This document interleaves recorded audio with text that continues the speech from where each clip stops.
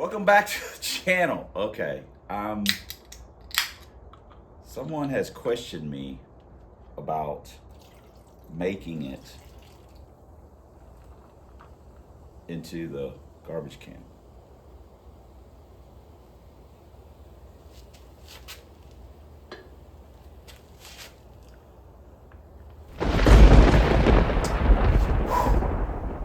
So I'm gonna reposition you guys and I'm gonna throw it into the garbage can.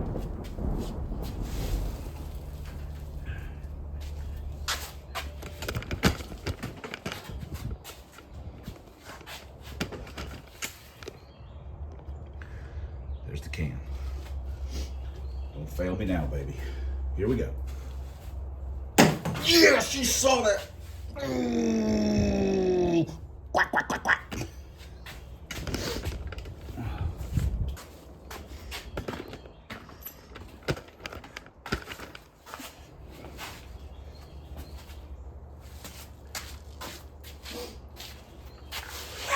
And I might not even edit out me turning the camera so you know there was no trickery involved.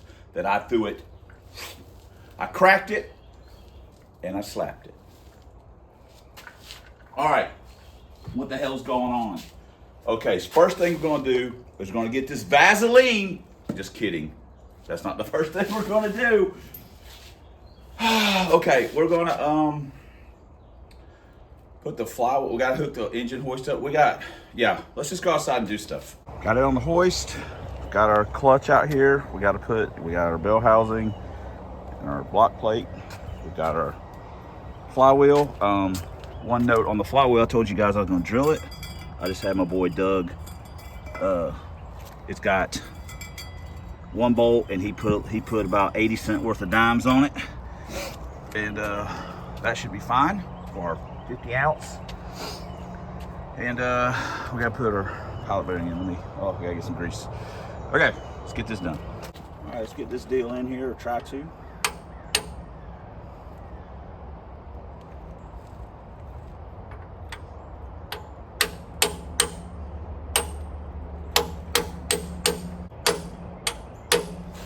Okay. Boom.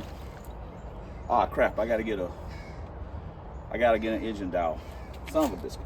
Forgot about that. Our dowel in, got our block plate on. We have a steel one, a metal one, a repo, but we use the factory aluminum in the name of weight savings.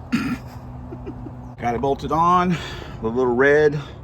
Now we're gonna check it with the torque wrench, and we've also got our flywheel flex plate holding tool.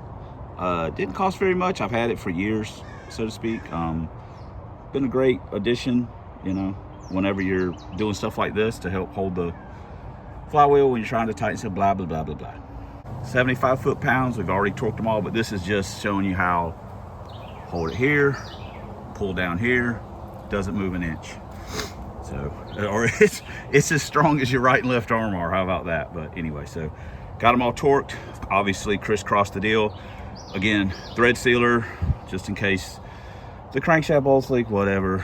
Blah, blah, blah, blah, blah. Typically the rear main seal leaks so much you're gonna notice, but anyway, now we can put some brake clean our flywheel off, and then we can throw the clutch on. Another side note is that I have 3 different torque wrenches. Obviously a 1/2 inch, I have a 3/8, and I have a 1/4 inch.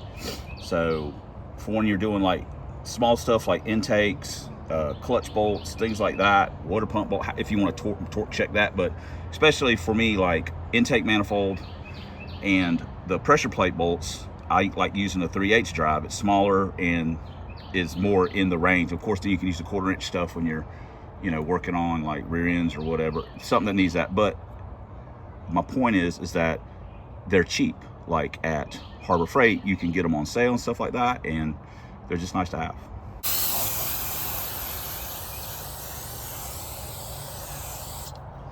You also want to make sure that the rag that you wipe your flywheel down with is mildly dirty. That will help with the break-in of the clutch. I'm just kidding. A lot of the stuff I say is for satire, so just joking. But yeah, see, look at what we got off of there. Look at that. Still got a little surface. That just we don't, whatever. You guys see the clutch we're putting in it? You're gonna know that's not gonna be a problem anyway. Now for a clutch, we got the absolute finest honky tonk 9000 that eBay had to offer. We don't waste our money on Ram or Center Force or SPEC or any of that other high dollar bougie trash.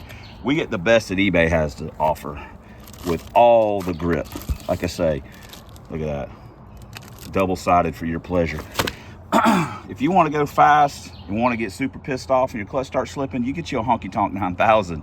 This baby's just miles of smiles. For the sake of my YouTube Master Mechanic license certification, I don't want to lose it. I'm going to put blue thread locker on the pressure plate bolts. I sometimes do this. I don't always do it. I'm not going to lie, because sometimes I think like, hey, I'm going to have to go back in it. So anyway, but we're doing it this time. So let's get this junk bolted on. Another thing I'd like to point out for any first timers is that there are 2 different thread sizes for pressure plates and for pressure plate bolts. Like if you're dealing with an aftermarket or an older one, so you need to be aware, don't try and screw in some standard thread bolts in a metric type deal. So that's just the thing. If you buy a used flywheel that some guy says it's an XYZ whatever, just double check the threads. So you got your junk all apart and you're like, oh no, I don't have the right pressure plate bolts. So just a little thing, make sure you get the right ones, because there are different sizes or different thread pitches. I also think it goes without saying that you want to go in a crosshatch type pattern, and you don't want to go all the way down. You want to go little by little by little by little by little by little till you pull it down. You don't want to bend the pressure plate by just going zzz, zzz, zzz. You don't want to do that. You want to go little by little by little by little by little all the way around, and then finally it'll pull all the way down, and then you torque it up. Sometimes it takes a little bit with paint and stuff like that. I mean, I could have ran a drill bit through these just to clean the paint off of them to get the pins to drop in a little smoother, but that'd be okay. Got to tighten down. On the flywheel, I go 75 on stock bolts. I'll go a little higher on ARP. On this, I went 15. If I had ARPs in it, I'd probably go a little bit more, but I don't. These, especially that aren't factory, these are replacement factory style bolts. I don't trust them. I don't. One of these things snapped off in the flywheel, I'd be super pissed. So whatever. Plus the thread locker on, they ain't coming off. I've never taken one apart that I've put together that's had a loose pressure plate bolt. I had to rustle through the bolt pile to find enough bell housing bolts. One day I'm going to organize my bolts, trust me.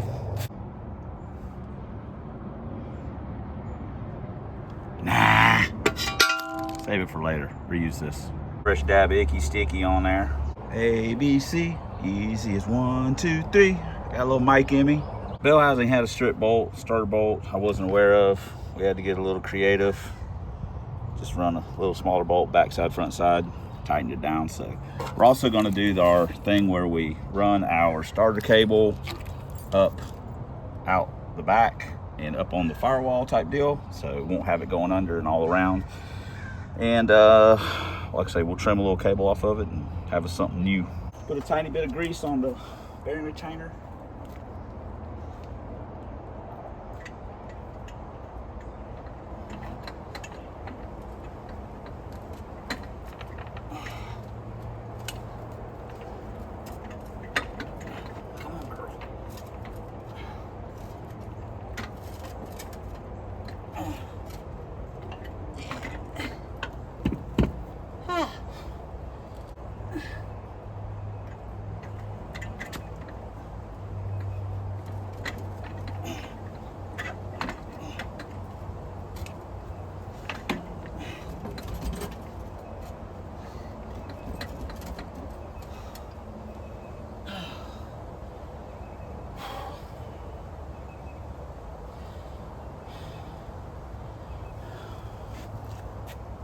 Let me get the pry bar real quick.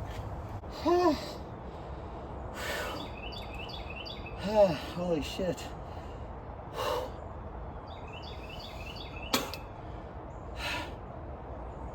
Wow. Oh. Son of a bitch. Oh man.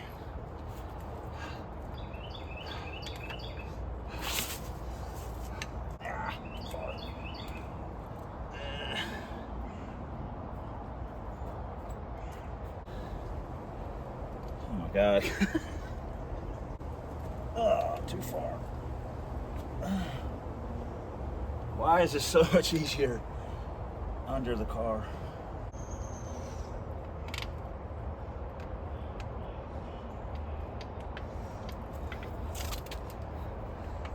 Oh my God. This isn't even funny anymore. So, I mean, oh God, my shoulder's killing me, my neck's killing me.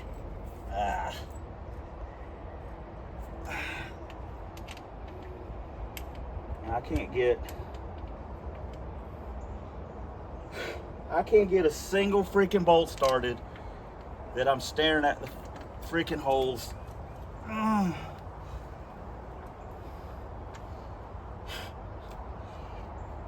This is the stuff that just,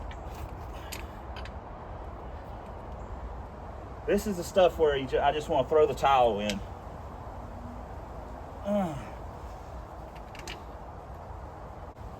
I got two started. Oh God. Let me get a 15. Whew. Okay. The iPhone got hot outside, so I had to come in here.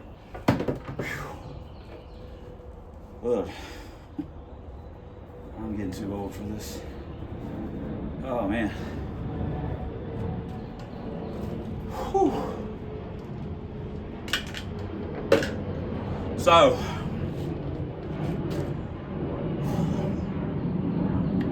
the clutch disc was a tiny bit out of alignment, and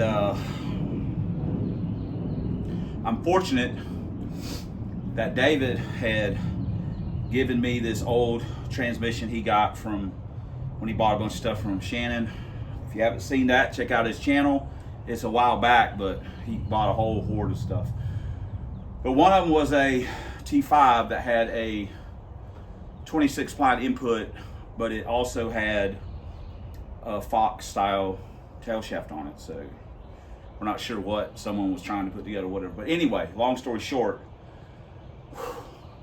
I pulled that out real quick, and even though it has a longer nose on it, snout, doesn't matter. I just needed it to engage the clutch enough, and yes, I double checked to make sure the disc was a fit.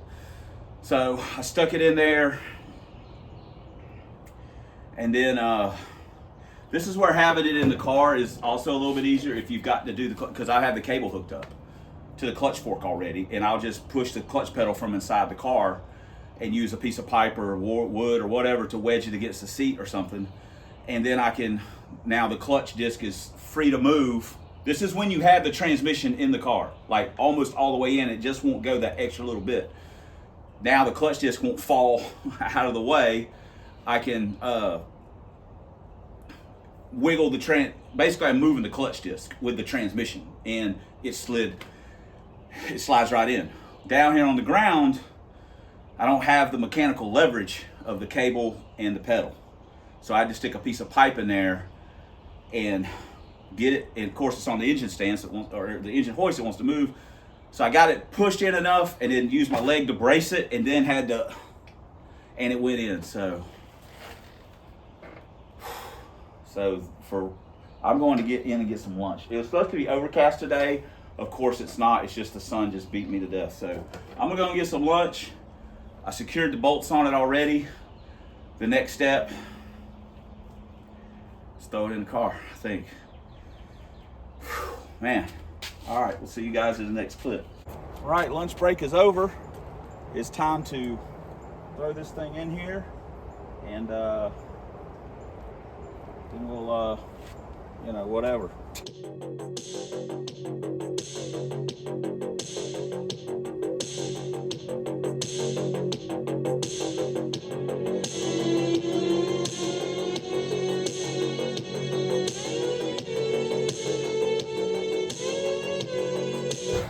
Got it set down, so boom, mission sort of accomplished. Whew, well there it is. We got it dropped in. I'm gonna go ahead and wrap this one up. Next, obviously, intake, headers, drive shaft, fluids, try and get it running, blah, blah, blah, blah, blah. We gotta do some wiring and stuff like that. So anyway, but I feel like we're making some progress here. We're getting, you know, we're moving along. So anyway, thanks for commenting, subscribing, watching, but most importantly, thanks for all the way to Sport channel. We couldn't do it without you. We most certainly would want to. I also appreciate the people that noticed I got a haircut. Teresa certainly did. It's my summer cut, you know, it's hot outside. And until next time on the substandard leader in Fox Body videos on this year's YouTube, 1 year stick shift, single plate push rolling town cars, stick shift drag van, proud owner, proprietor, extreme pole dancer, money maker extraordinaire, baby. You know what I mean? When the G-string comes out, hey, the dollar bills start flying. You always wait till the second dance.